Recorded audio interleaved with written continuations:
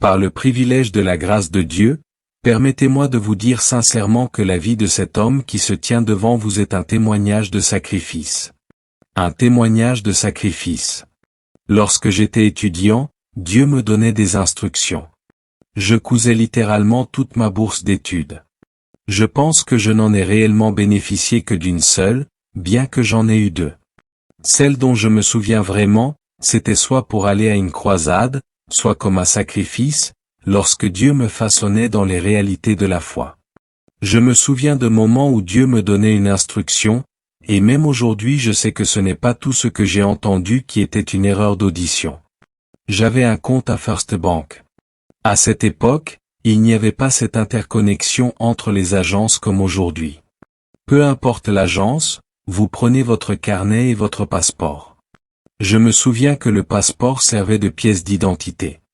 Vous vous teniez là, et la machine disait, numéro de caisse ceci, numéro de caisse cela. Quand on payait les enseignants, il y avait généralement une très longue file. Et le Saint-Esprit me poussait à aller me tenir dans cette longue file par la foi, espérant qu'il y aurait de l'argent sur mon compte. 2 heures, 3 heures, je priais en langue, debout.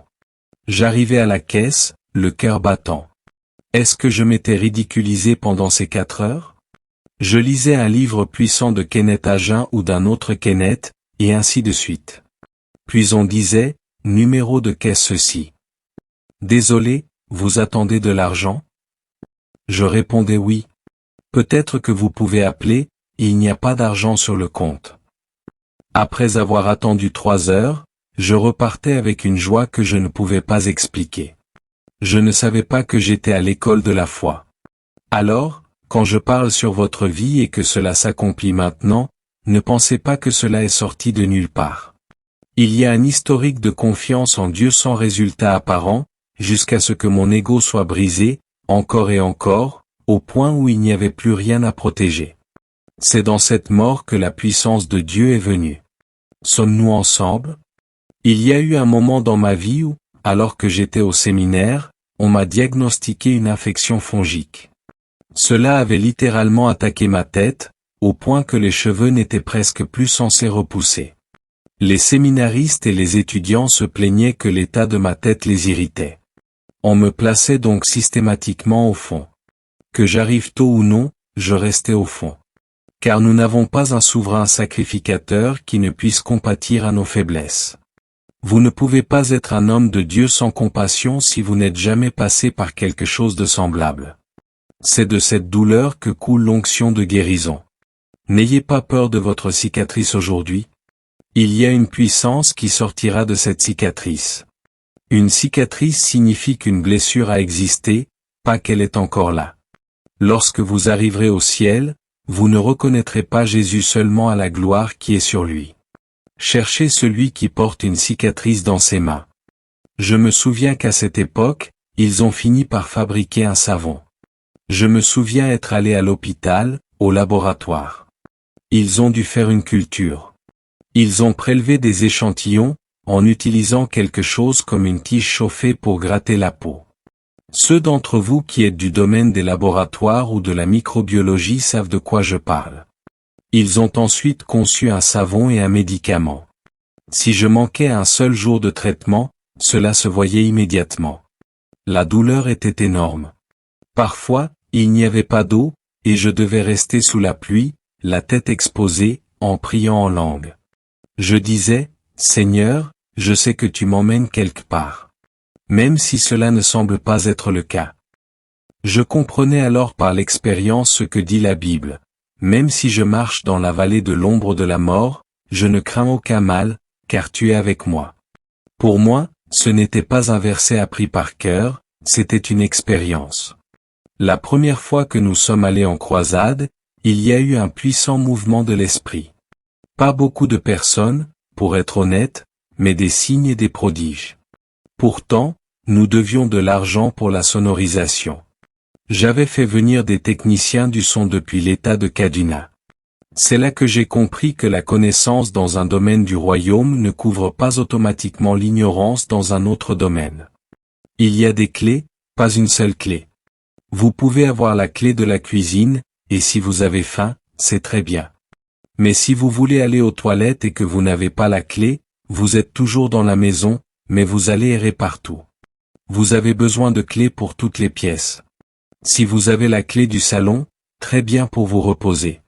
Mais si vous avez faim et que vous n'avez pas la clé de la cuisine, vous souffrirez quand même. Tout le monde dit, des clés. J'ai appris la valeur de la connaissance non pas par une conférence, mais par la douleur. Comment un homme de Dieu aussi loin pouvait-il jeûner encore, aller sur le terrain de croisade, voir des aveugles recouvrer la vue, des gens être guéris, et pourtant être incapable de réunir 150 000. À l'époque, cela semblait être une somme énorme. Vous savez ce que cela signifie que des personnes conduisent pendant plus de 5 heures depuis Kaduna pour installer toute la sonorisation. Pendant que je prêchais, Jésus sauve, il guérit, il délivre. Et les techniciens du son me regardaient. Je sais ce que cela signifie d'enseigner aux gens quelque chose que vous attendez vous-même de Dieu. Mais l'intégrité du ministère exige que vous l'enseigniez quand même. Parfois, vous n'avez pas d'enfants, et pourtant Dieu vous dit d'enseigner sur la fécondité. Vous devez honorer votre appel au-delà de votre douleur. Tout le monde dit, sacrifice. Apprenez ceci. L'évangile de la facilité détruira notre génération. Que Dieu soit reconnu comme vrai, et que tout homme, y compris votre expérience, soit reconnu comme menteur. Si je devais mourir de maladie aujourd'hui, que Dieu l'interdise, la dernière parole qui sortirait de ma bouche serait, par ces meurtrissures, je suis guéri. Lorsque nous concilions ces rencontres, entre service et sacrifice, je me souviens des jours où j'étais dans la FCS. Dieu a commencé à m'élever et à m'honorer. Beaucoup de ceux qui sont devenus plus tard des leaders étaient arrivés après moi. Je les ai vus courir pour faire les inscriptions sur le campus, et pourtant, ils sont devenus leaders. Certains d'entre eux, je connaissais leurs pasteurs, j'allais prêcher dans leurs églises et je revenais m'asseoir tranquillement. Le sacrifice est l'une des parties les plus difficiles du chemin, lorsque vous avez l'impression d'être surqualifié pour l'endroit où vous êtes, et que Dieu vous dit, reste encore. Reste encore. Reste encore. Je me souviens d'un moment où Dieu m'utilisait déjà puissamment. J'étais dans la chorale, et on cherchait quelqu'un pour être directeur musical. Les responsables avaient peur, car ils savaient que j'étais doué musicalement. Comment demander à un homme de Dieu d'être directeur musical?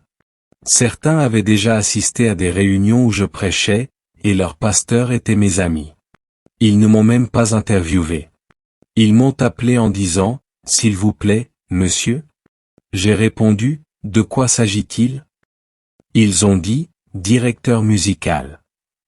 J'ai répondu avec joie, « Je servirai ». Nous avons divisé la chorale en deux. Certains conduisaient le culte régulier, et d'autres formaient la chorale principale de l'autre responsable, car j'avais déjà commencé le ministère. C'était comme appeler un père et un fils à être directeurs musicaux. L'autre a refusé. Il a dit qu'il ne le ferait pas. Je lui ai dit de servir fidèlement, s'il pensait que je faisais quelque chose de mal, de me confronter dans le cadre de la chorale. À l'extérieur, dans le ministère, il pouvait me donner l'honneur qui m'était dû. Cela, c'est le sacrifice Azaria. À cette époque, Azaria, il n'y avait pas de vol direct. Pour la plupart des vols, je devais quitter Zaria et aller à Kaduna à 4 ou 5 heures du matin. Je revenais parfois le vendredi vers 5h30 ou 6h, alors que le service avait déjà commencé. Je me lavais rapidement, je ne mangeais pas, je prêchais, et le lendemain, à 4 heures du matin, je repartais pour attraper un vol à 9 heures depuis Kaduna ou Abuja pour aller prêcher ailleurs, en ouvrant la session du matin. Pendant de nombreuses années, je ne suis pas resté plus de 2 semaines consécutives dans ma propre maison sur toute une année. Cela ne vient pas de nulle part. Est-ce que quelqu'un apprend quelque chose? Derrière chaque gloire, il y a une histoire. Je ne peux pas compter le nombre de fois où Dieu nous a aidés à échapper à des voleurs. Il y a eu une fois où je me rendais à Maiduguri pour prêcher, à une période où Boko Haram était très actif et où des gens étaient tués. C'est une histoire vraie. À l'époque, je louais une petite voiture pour me déplacer. Nous venions de quitter Kaduna lorsque la compagnie aérienne nous a envoyé un message pour dire que le vol était annulé. C'était un vendredi. Dans le nord, vous ne voulez pas errer sur les routes le vendredi après-midi. J'ai regardé mon chauffeur et je lui ai demandé s'il pouvait conduire jusqu'à Maiduguri. Il a dit oui. J'ai pensé aux âmes, aux personnes qui avaient besoin d'encouragement dans cette période de douleur. Beaucoup d'hommes de Dieu refusaient d'y aller, pour des raisons compréhensibles. J'ai dit, Seigneur, à quoi sert l'excellence d'être apôtre si l'on ne peut pas aller? Ce n'est pas un titre. C'est être prêt à servir Dieu, même au prix de sa vie. Il a accepté. Nous avons fait demi-tour. Dieu est témoin, 1 heure après avoir quitté Kano, une bombe a explosé. Plus loin, on a déclaré un couvre-feu de 24 heures. Nous avons été arrêtés à Potiskum, car il y avait des combats devant. J'ai dormi cette nuit-là dans la voiture avec un musicien. Des gens priaient dans une mosquée à côté. Des foules criaient avec colère. J'ai dit, Seigneur, si je meurs ici, que ce soit pour ta gloire. C'est ainsi que nous sommes arrivés à Maiduguri. Les gens pleuraient de joie. Ils disaient, tu es venu. J'ai répondu, si c'est pour Jésus, j'irai jusqu'au bout. Presque toutes les crises qui ont eu lieu à Kaduna au cours des 20 dernières années se sont produites alors que j'étais présent. 4 jours avant les événements de Jos précédant le 11 septembre, j'étais en ville lorsque les tueries ont commencé. J'ai vu des femmes enceintes éventrées avec leurs enfants. Savez-vous comment on produit l'huile? L'huile est produite sur l'aire de battage. L'onction que vous désirez vient de là. Je n'ai pas terminé l'histoire de cette croisade. J'étais presque allé en prison à cause de cet argent. J'ai supplié, j'ai dit, attendez que ma bourse arrive, je paierai. Ils ont été patients. Il y a eu un retard inutile. C'est alors que le Seigneur m'a révélé l'importance de comprendre les principes financiers. Vous pouvez être oint, même prophète, mais si vous n'avez pas de pain, vous mourrez. Défendre les principes financiers n'est pas une question de confort pour moi. J'ai connu le côté sombre du manque d'intelligence financière. La dernière étape est l'habilitation. Une nuit, au milieu de mes multiples rencontres, de mon service et de mes sacrifices, quelque chose s'est produit. J'étais assis tranquillement dans ma chambre lorsqu'une visitation étrange eut lieu. C'était comme un enlèvement. Un étranger entra, et devant moi se tenait le roi des rois et le seigneur des seigneurs. Je l'ai vu. Lorsque Jésus-Christ se tenait devant moi, je pouvais regarder chaque partie de lui indéfiniment sans me lasser. Sa lumière et sa splendeur. En le regardant, j'ai compris que beaucoup de prédicateurs ne le connaissaient pas vraiment. Il ne me parlait pas, mais je comprenais tout. J'ai appris que le langage de Dieu est la lumière. Il étendit sa puissante main droite vers moi, et une lumière éclatante entra dans tout mon être. Je ne sais pas si j'étais vivant ou mort. Puis il est parti avec un sourire, sans passer par la porte. Après cela, j'ai ouvert ma Bible, et il y avait une ligne continue de la Genèse à l'Apocalypse. J'ai ensuite eu une autre vision. Je me tenais en hauteur, regardant une mer infinie de personnes, une génération qui pleurait parce qu'il n'y avait ni nourriture ni eau. Ils ont dit que c'était à cause de moi. J'ai dit, non, je viens vous secourir. J'étais enfermé par peur, mais j'ai décidé, si je péris, je péris. En ouvrant la porte, un homme géant à la barbe blanche prit ma main et dit, je marcherai avec toi. Je sais maintenant que c'était le Saint-Esprit. C'est de là que le ministère de l'Esprit est né, avec les signes et les prodiges. Il y a des trônes, des royaumes et des montagnes, mais seul Jésus régnera éternellement. De rencontre en service, d'un historique de sacrifice à l'habilitation, Sa Majesté est venue avec puissance et sagesse. Le ministère de l'Esprit est la contribution privilégiée que nous apportons au corps de Christ. Ce qui protège votre caractère au milieu d'une telle puissance, c'est l'humilité. Le corps que vous critiquez est l'épouse de quelqu'un. L'Église ne faillira pas, car son époux est fidèle. Nous allons prier. Il y a des personnes ici qui ont besoin de la grâce des rencontres. Ne manquez pas la réunion de ce soir. Priez, délivre-moi du mal, de l'orgueil, de la convoitise, de l'esprit de compétition. Accorde-moi la grâce d'honorer chaque autre grâce. Délivre-moi de la paresse. Repentez-vous devant le Seigneur. Je prie maintenant, au nom de Jésus-Christ, le Fils du Dieu vivant. Je déclare que le feu du ciel descend. Il y a 37 personnes qui reçoivent une grâce particulière pour des rencontres surnaturelles.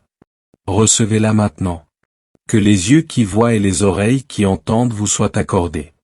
Que votre ministère soit poussé dans une nouvelle saison d'excellence, au nom de Jésus.